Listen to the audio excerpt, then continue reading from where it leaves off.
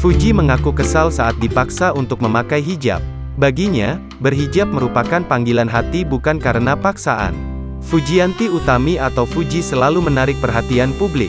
Bukan hanya karena karirnya yang terus meroket, gaya busana Fuji pun menjadi sorotan. Fuji kerap berbusana yang sesuai dengan pilihannya. Akibatnya, meski sering disebut menawan, dia pun sering mendapat permintaan agar segera berhijab.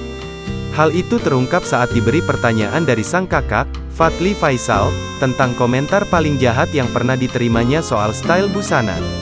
"Kakak cantik tapi lebih cantik lagi kalau pakai hijab," ujar Fuji menirukan komentar warganet kepadanya seperti dikutip dari YouTube Wow Entertainment, Jumat, tanggal 22 April tahun 2022. Fadly Faisal pun menganggap komentar yang ditujukan agar Fuji mengubah penampilannya adalah sebuah bentuk kepedulian. "Itu enggak jahat, lah itu ngasih tahu," ucap Fadly Faisal.